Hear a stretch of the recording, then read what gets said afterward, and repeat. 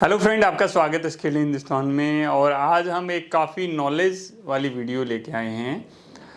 Knowledge किस चीज़ से related? Knowledge है यूपीएस से रिलेटेड, ऑनलाइन यूपीएस से रिलेटेड। आप अगर एक टेक्नीशियन हैं, एक एमएसटी हैं या सुपरवाइज़र हैं या इंजीनियर हैं, इवन मैनेजर भी हैं, अगर आपको कहीं ऐसी जगह जॉब करनी है, इंटरव्यू देना है जहाँ पर डाटा सेंटर है, तो जो आज वीडियो में हम बात करने वाले हैं ना, जो क्वेश्चन और आंसर डिस्कस करने वाले हैं, वो अक्सर पूछे जाते हैं। और सबसे बड़ा उसका भाई जो डायग्राम होता है, उसका ऑनलाइन यूपीएस का ब्लॉक डायग्राम होता है, वो कैसे कैसे होता है और क्यों होता है। देखो कैसे कैसे तो हम बता देते हैं। जब इंटरव्यूअर ने पूछा कि ये क्यों लगा रखा है, ये कैसे काम करेगा, तो वहाँ पर क्या होता है ना, हमारी कहानी रुक जाती है, हम थोड़े कंफ्यूज हो जाते हैं, डर जाते हैं। तो इस वीडियो के बाद में वो सारी चीज़ें आपकी दूर हो जाएंगी, ठीक है। तो यहाँ पर हम बात कर रहे हैं भाई, ये एक हमारा ब्लॉक डायग्राम है ऑनलाइन यूपीएस। आप लोगों को अच्छी तरह पता है कि हमारे दो तरह के यूपीएस होते हैं, एक ऑनलाइन यूपीएस होता है, एक ऑफलाइन यूपीएस। अब सबसे पहला क्वेश्चन इसमें क्या आता है, भाई यूपीएस का यूज़ क्यों करते हैं? भाई यूपीएस का यूज़ हम क्रिटिकल सिस्टम में ब्रेकडाउन को रोकने के लिए करते हैं। बहुत सारे सिस्टम ऐसे होते हैं जिसमें भाई बिल्कुल भी ब्रेकडाउन की कोई गुंजाइश नहीं होती। भाई बिल्कुल भी ब्रेकडाउन नहीं होना चाहिए, 1% भी ब्रेकडाउन नहीं होना चाहिए, 0.01% भी ब्रेकडाउन नहीं होना चाहिए। अभी आप अपने सिस्टम पे कोई काम कर रहे हैं और काम करते करते क्या हुआ कि पीछे से लाइट चली गई। लाइट चलते ही जो आपका सिस्टम था वो ऑफ हो गया। क्यों? क्योंकि आपके सिस्टम के साथ यूपीएस कनेक्ट नहीं था। ऑफ हो गया तो आपका सारा डाटा उड़ जाएगा। तो ये बेसिक सी चीज़ें हैं, हम डाटा सेंटर में यूज़ करते हैं। बड़े बड़े रैक्स होते हैं। भाई इमरजेंसी में कहीं कोई ऑपरेशन चल रहा है, इमरजेंसी में ऑपरेशन चल रहा है, आईसीयू है, जो मशीनें लगी हुई हैं, अगर लाइट चली गई तो क्या होगा? 1 सेकंड का भी फ्लक्चुएशन वहां पर बर्दाश्त नहीं होता है। तो इसलिए हमने कहा कि हमें ऐसा सिस्टम दो भाई जो इसमें 1 मिली सेकंड का भी फ्लक्चुएशन नहीं हो। तो वो किस में था? वो हमारे ऑनलाइन यूपीएस में था। अब बात करते हैं हम लोग इसके ब्लॉक डायग्राम के बारे में।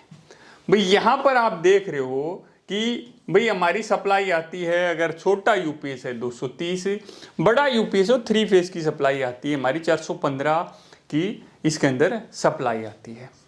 भाई हमारी जो सप्लाई थी, सप्लाई आ गई, तो इसमें क्या होता है भाई, एक ईएमआई फिल्टर इन्होंने यहाँ दिखाया। भाई ईएमआई फिल्टर से क्या मतलब है? भाई कई बार क्या होता है, एकदम ज़्यादा वोल्टेज आ गई, वोल्टेज सर्ज आ गया, या कुछ उस तरह का होगा जो वोल्टेज के लिए ही ये जो पहला फिल्टर है लगाया जाता है। वोल्टेज सर्ज का मतलब एकदम बहुत ज़्यादा वोल्टेज आ गई तो क्या होगा कि आगे जो रेक्टिफायर लगा है उसको उड़ा सकता है भाई। तो इसलिए हमने पहले प्रोटेक्शन लगा दिया कि कुछ भी प्रॉब्लम आए तो यहीं तक आके वो रुक जाए, ठीक है भी। उसके बाद में हमने रेक्टिफायर लगा दिया। रेक्टिफायर क्या होता है भाई? रेक्टिफायर हमारी क्या होती है कि हमें यहाँ से कौन सी वोल्टेज मिल रही है? हमें यहाँ से एसी वोल्टेज मिल रही है, ऑल्टरनेटिव करंट हमें यहाँ से मिल रहा है। और ये क्या करता है कि एसी वोल्टेज को, ये क्या कर रहा है, हमारा एसी वोल्टेज को डीसी में कन्वर्ट कर रहा है, एसी को डीसी में कन्वर्ट कर रहा है। देखो दोस्त, जितना डीपली मैं बता रहा हूं ना, दूसरी वीडियो में आपको नहीं मिलेगा। एसी से डीसी में कन्वर्ट कर रहा है। बट जब एसी से ये डीसी में कन्वर्ट करता है ना, तो प्रॉपर डीसी में कन्वर्ट नहीं होते।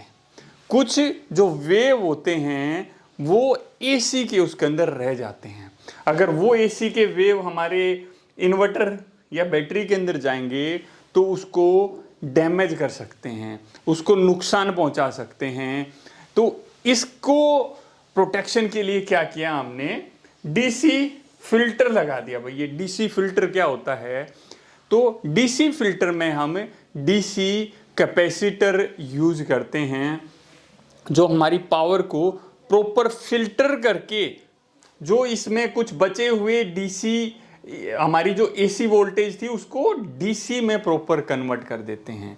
तो ये भी एक इम्पोर्टेंट कंपोनेंट है। अगर भाई हम इसको नहीं यूज करेंगे तो क्या होगा कि हमारी जो बैटरी उसमें प्रॉब्लम हो सकती है, हमारे इन्वर्टर में प्रॉब्लम हो सकती है।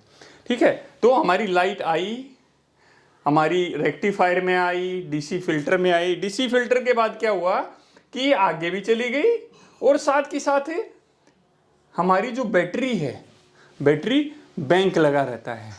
हम इसमें भाई बैटरियां, काफ़ी सारी बैटरी लगाते हैं। बैटरी दो तरीके से लगाते हैं, एक पैरेलल में लगाते हैं, एक सीरीज में लगाते हैं। वो क्यों लगाते हैं, कैसे लगाते हैं, वो हम अगली वीडियो में डिस्कस करेंगे। आज हम थोड़ा सा इसका डायग्राम को ऐसा कर लें कि घोट के पी जाएं कि याद रह जाए। क्या घोट के पी जाएं कि याद रह जाए। तो हमने क्या किया कि यहाँ पर डीसी हमने फिल्टर लगा दिया, इसमें डीसी कैपेसिटर रहते हैं जिसने पावर को भाई बैटरी बैंक को दे दिया और आगे दे दिया। अभी यहां पर क्या हो गया, अभी ये हो गया हमारा इन्वर्टर। इन्वर्टर क्या कर रहा है, इन्वर्टर हमारी जो डीसी वोल्टेज थी, डीसी को एसी में कन्वर्ट कर दिया।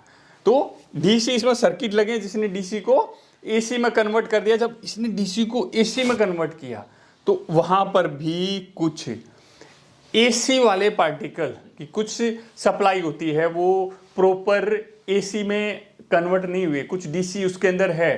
तो उसके लिए हम क्या करते हैं, यहां पर डीसी, यहां पर हम डीसी कर रहे थे, यहां पर एसी कैपेसिटर यूज करते हैं। यहां क्या यूज करते हैं, हम एसी कैपेसिटर यूज करते हैं, या कहें कि एसी फिल्टर यूज करते हैं। भाई इसके आगे जो हमारा लोड है, जो इक्विपमेंट जड़ जुड़ा हुआ है, उसके अंदर अगर फ्लक्चुएशन हो या कुछ प्रॉब्लम हो जाए तो वो हमें बिल्कुल बर्दाश्त नहीं है। तो हमें उस इक्विपमेंट का प्रॉपर प्रोटेक्शन करना है। क्या करना है, उस लोड वाले उस इक्विपमेंट का प्रॉपर प्रोटेक्शन करना है। वो कैसे हो पाएगा, वो जब हो पाएगा जब हम प्रॉपर लाइट पूरी वोल्टेज दें। भाई देखो क्या होता है, जब आउटपुट वोल्टेज देते हैं, वोल्टेज प्रॉपर होनी चाहिए, फ्रीक्वेंसी हमारी है वो प्रॉपर होनी चाहिए, फेज सीक्वेंस तो हम भाई हमारा पीछे से आता है। तो ये दोनों चीजें हमारी सही रहनी चाहिए। तो हमने क्या किया ना, यहाँ पर एसी फिल्टर लगा के उस सप्लाई को फिल्टर कर दिया। अभी यहाँ पर क्या हो गया, स्टैटिक स्विच एक हमारा आ गया है।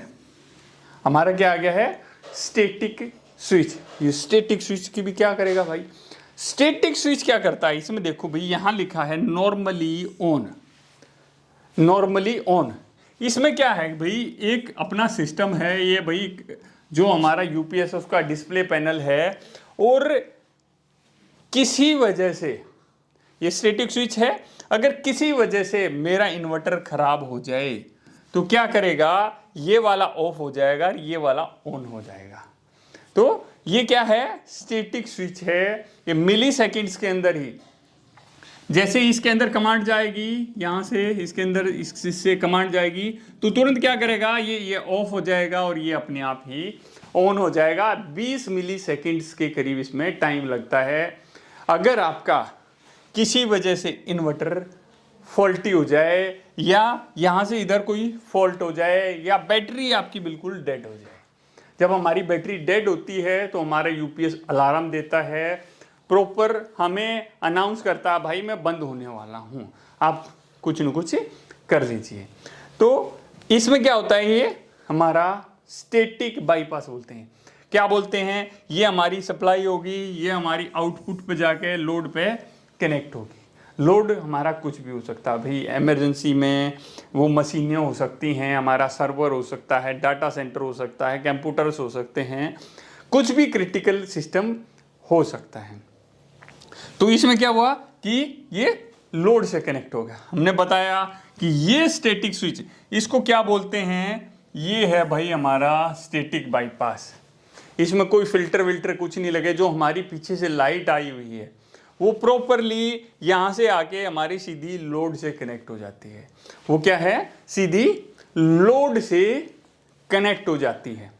तो लोड से कनेक्ट होगी, अगर बाई चांस किसी वजह से, मैंने बताया कि भाई इस हमारे इन्वर्टर में कोई प्रॉब्लम आ गई तो क्या होगा, ये आगे लाइट देना बंद कर देगा। जैसे ही इसको पता लगा भाई यहाँ से लाइट नहीं आ रही है, ये कहेगा, इसको कमांड देगा, भाई यहाँ लाइट नहीं आ रही है, और ये मिली सेकेंड्स के अंदर अंदर इस स्टैटिक स्विच को कमांड दे देगा और हमारी जो नॉर्मल सप्लाई होगी उससे ये चल जाएगा। अरे सर हमारी तो नॉर्मल सप्लाई भी फेल हो रखी है, तो दोस्त फिर तो भगवान ही मालिक है, ठीक है, फिर कुछ नहीं कर सकते हैं, आपका जो लोड है वो ऑफ होगा ही होगा। ये अलग अलग तरह के डाटा सेंटर होते हैं, tyre 1, tyre 2, tyre 3, tyre 4। Tyre 4 के डाटा सेंटर आजकल बहुत कम हैं, टायर 3 के बहुत काफ़ी ज़्यादा हैं, सबसे ज़्यादा टायर 3 के हैं, टायर 2 के भी डाटा सेंटर हैं। वो हम आगे जब डाटा सेंटर की क्लासेस के बारे में बात करेंगे तो उसमें जानेंगे। इसमें भी बहुत कुछ अभी बचा हुआ है, ऐसा नहीं है कि सर मेरे को ब्लॉक डायग्राम आ गया।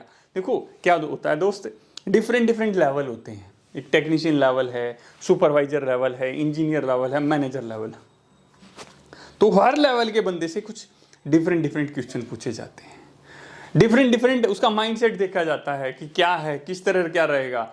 इसमें कई सारे हमारे जो आइसोलेटर लगे रहते हैं, आइसोलेटर भाई कहाँ लगे रहते हैं, कैसे क्या है। मेंटेनेंस बाईपास भी इसके अंदर होता है। मेंटेनेंस बाईपास क्या होता है कि हमने क्या किया कि भाई मेरे को इस यूपीएस का मेंटेनेंस करना है, तो मैं क्या करूँगा, अपना डीजी चला दूंगा और जो आउटपुट सप्लाई है यहाँ से सीधी सप्लाई यहाँ लोड पर दे दूंगा। यहाँ पर एक हमारा भाई स्विच लगा रहता है, आइसोलेटर लगा रहता है, उसको हम ऑन कर देंगे और हमारा सिस्टम चल जाएगा। तो बहुत ही आसान है, बहुत ही बिल्कुल भाई कोई दिक्कत नहीं है। आपको लगता है भाई कोई माइंड में क्वेश्चन है, तो दोस्त इतना सा तो काम करना पड़ेगा कि आपको नीचे कमेंट सेक्शन में लिखना पड़ेगा। और वीडियो अच्छी लगी है तो लाइक करने में क्या जाता है, और चैनल पर नए हो तो सब्सक्राइब करने के बाद बेल आइकन जरूर दबाना, क्योंकि बिना बेल आइकन आपको नई वीडियो के नोटिफिकेशन नहीं मिलेंगे। हम लाइव आना भी स्टार्ट करने वाले हैं। आपको जॉब का नोटिफिकेशन कैसे मिलेगा, इसी चैनल पर हर रोज बहुत सारी जॉब कम्युनिटी सेक्शन में डाली जाती है। सर ये क्या चीज़ है, मुझे तो पता ही नहीं है। दोस्त बेल आइकन दबा के रखो, आपको कल ही पता लग जाएगा जब टिन करके मैसेज आपके पास आएगा कि भाई यहाँ पर जॉब है, यहाँ पर जॉब हैं। इसमें एक टेक्नीशियन से लेकर मैनेजर लेवल तक की जॉब्स आती हैं। तो अभी क्या करना है, जिन लोगों ने बेल आइकन नहीं दबाया सबसे पहले उनको बेल आइकन दबाना है। जिन्होंने सब्सक्राइब नहीं किया, सब्सक्राइब करने के साथ बेल आइकन दबाना है। और वीडियो अच्छी लगी है तो वीडियो को लाइक करना है। मिलते हैं अगली वीडियो में। जय हिंद, जय हिंदुस्तान।